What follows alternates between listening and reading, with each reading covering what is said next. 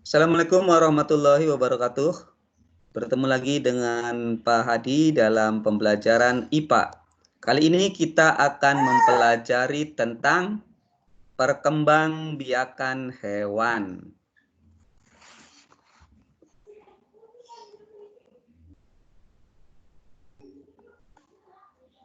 Seperti halnya manusia dan tumbuhan, hewan juga dapat berkembang biak.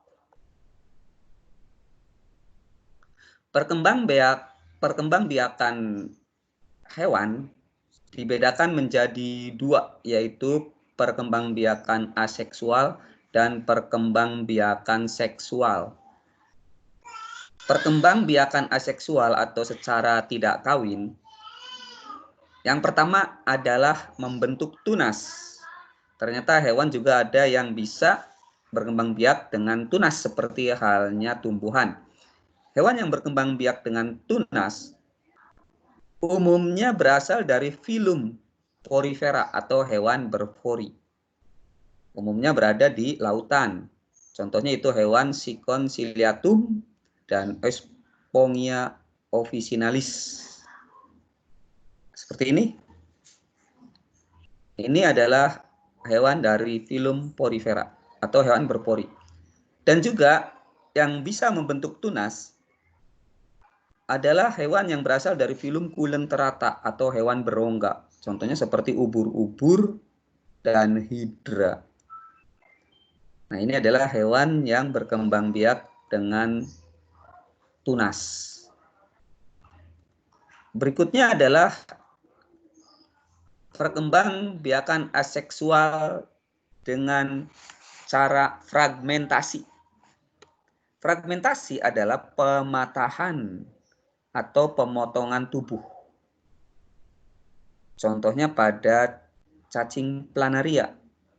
Dia memotong bagian tubuhnya, kemudian bagian tubuhnya tumbuh menjadi individu baru. Seperti ini. Itu adalah perkembangbiakan aseksual. Yang kedua yaitu fragmentasi. Lalu perkembangbiakan aseksual berikutnya yaitu perkembangbiakan dengan partenogenesis. Partenogenesis adalah bentuk reproduksi aseksual pada hewan di mana betina memproduksi sel telur yang berkembang tanpa melalui proses fertilisasi.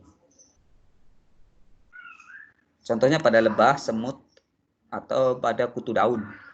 Nah, ini adalah lebah ratu, contoh partenogenesis, dan ini lebah pekerja, bertindak sebagai pejantan, dan lebah ratu bertindak sebagai penghasil telur. Dia menghasilkan sel telur dengan jumlah kromosom 32, dan ini menghasilkan sel sperma. Membelah secara meiosis 16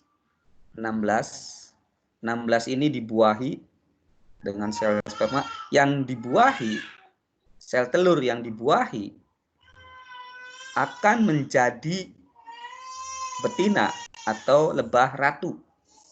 Sedangkan sel telur yang tidak dibuahi akan menjadi pejantan atau lebah pekerja. Nah, ini yang disebut dengan partenogenesis yang ini. Yang ini bukan. Yang ini fertilisasi.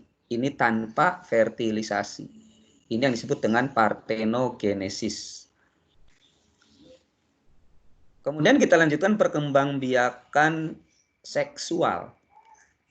Perkembangbiakan seksual melalui proses fertilisasi. Perkembangbiakan melalui proses fertilisasi. Apa itu fertilisasi? Fertilisasi adalah peleburan inti sel sperma dan inti sel telur. Peleburan inti sel sperma dengan inti sel telur. Fertilisasi ada dua, yaitu internal dan eksternal. Fertilisasi internal itu proses peleburannya terjadi di dalam tubuh induk betina.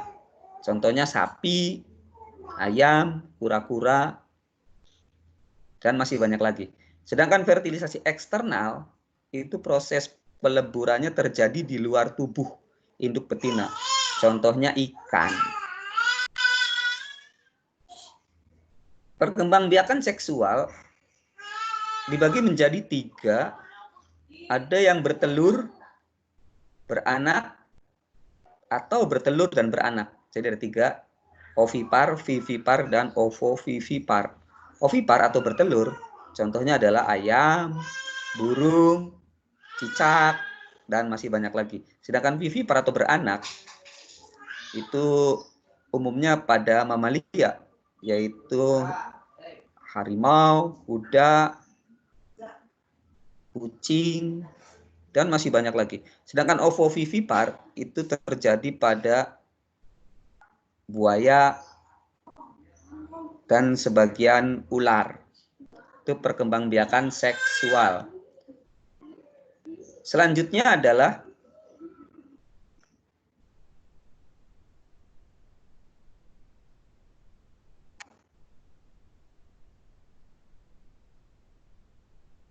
perkembangan hidup hewan. Hewan ada yang hidupnya berkembang dengan berubah bentuknya. Ini disebut dengan metamorfosis. Metamorfosis ada 2, yaitu metamorfosis sempurna dan metamorfosis tidak sempurna. Metamorfosis sempurna ditandai dengan terjadinya pupa atau kepompong. Sedangkan metamorfosis tidak sempurna itu langsung bentuknya seperti induknya. Hanya saja ini melalui proses nimfa. Nimfa itu kalau serangga berarti serangga yang muda. Contohnya adalah belalang. Telur, nimfa, lalu menjadi belalang. Sedangkan ini dari telur, larva, pupa atau kepompong, dan menjadi kupu-kupu. Ini metamorfosis sempurna. Itu adalah perkembangbiakan pada hewan. Terima kasih, semoga bermanfaat. Assalamualaikum warahmatullahi wabarakatuh.